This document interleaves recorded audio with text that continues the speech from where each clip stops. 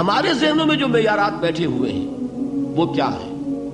کامیابی پیسے سے ہے، کامیابی جائیداد سے ہے، کامیابی کاروبار سے ہے، کامیابی شہرت سے ہے، کامیابی اقتدار سے ہے. یہ معیارات ہیں. جو جتنا دولت مند اتنا کامیاب، جو جتنا مشہور اتنا کامیاب، جو جتنا پاپولر اتنا کامیاب، جو حکومت پر پہنچ گیا کامیاب، جس نے بڑا کاروبار جما لیا کامیاب، جس نے بہت جائیداد بنا لی کامیاب. یہی ہے اصل میں ساری بس کی گانٹھ. جو تصور کامیابی کا ہوگا اسی کے مطابق آپ کی بھاگ دوڑ ہوگی، اسی کے لیے جد و جہد ہوگی، اسی کے لیے توانائیاں صرف ہوں گی، اسی کے لیے دن رات کی مشقت ہوگی. یہ ہے اصل شے جس کی یہاں نفی ہو رہی ہے. کامیابی دولت سے نہیں، کامیابی شہرت سے نہیں، کامیابی اقتدار اور طاقت اور حکومت سے نہیں، بلکہ کامیابی ہے ایمان سے، عمل صالح سے، تواصی بالحق سے، تواصی بالصبر سے. آپ غور کیجئے اس نقطہ نظر کا، اس ایٹیچیوڈ کا، یہ جو مینٹل ایٹیچیوڈ ہے اس کا بدل جانا ہی انسانی شخصیت کے اندر انقلاب برپا کرے گا. اب آپ کا نتیجہ کیا نکلا؟ اگر تو دولت سے کامیابی ہوتی تو قارون بہت کامیاب تھا، اگر حکومت سے کامیابی ہوتی تو فرعون اور نمرود بہت کامیاب تھے. کامیابی ان سے نہیں ہے. کامیابی انسان دولت میں قارون کی دولت تک پہنچ جائے اور دنیا میں دبدبہ اور اقتدار اور سلطنت اور حکومت کے اعتبار سے وہ نمرود اور فرعون کا مقام حاصل کر لے، وہ ناکام ہے، خائب ہے، خاسر ہے، برباد ہے. اور ابو ذر غفاری کامیاب ہے، چاہے ان کے پاس کچھ نہیں تھا، جھونپڑی تک نہیں تھی، کوئی گھر نہیں تھا.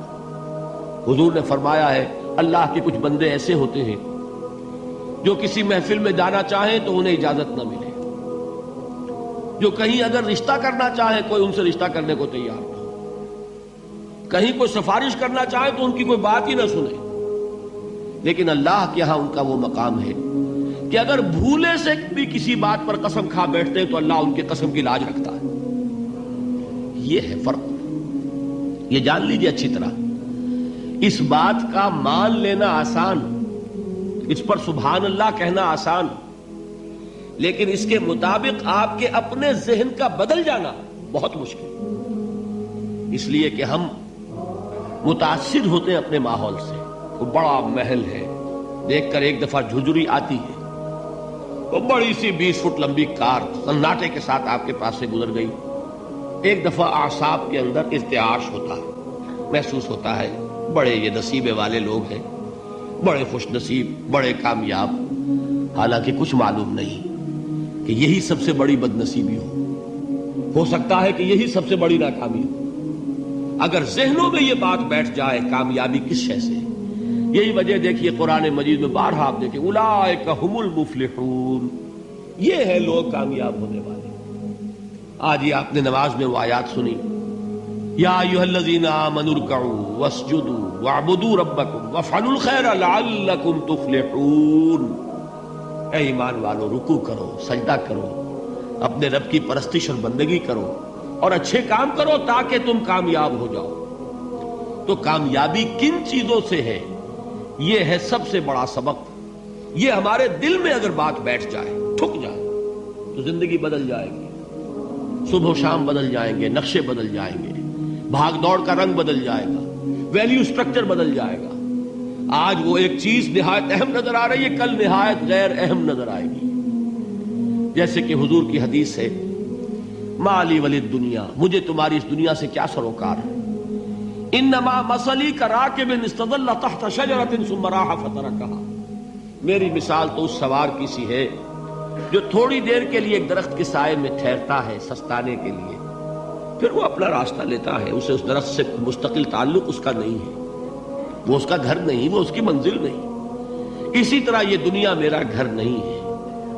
اب دیکھیے ہم کہتے ہیں انا للہ و انا الیہ راجعون، ہم تو مسافر ہیں، ہم اللہ کے پاس سے آئے، اللہ کی طرف ہمیں لوٹ جانا ہے. کن فی الدنیا کانک غریب و عابر سبیل، حضور فرماتے ہیں دنیا میں ایسے رہو جیسے کہ تم اجنبی ہو یا راہ چلتے مسافر.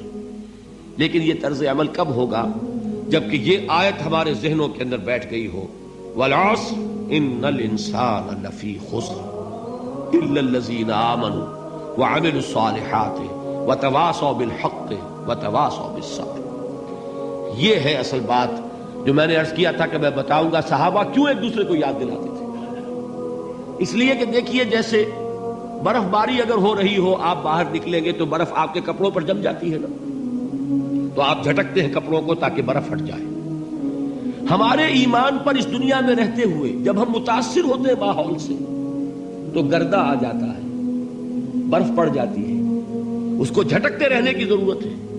اور وہ جھٹکنے کی بہترین اور مؤثر ترین شکل یہی ہے کہ یاد رکھو کامیابی ان چیزوں سے نہیں ہے۔ چمک دمک جو ہے دنیا کی، یہ ساری چمک دمک جو تمہیں رجھا رہی ہے، جو تمہیں اپنے اندر گم کیے ہوئے ہے، یہ لفظ گم پر اقبال کا وہ شعر یاد آ گیا کہ کافر کی یہ پہچان کے آفاق میں گم ہے، اور مومن کی یہ پہچان کے گم اس میں ہے آفاق۔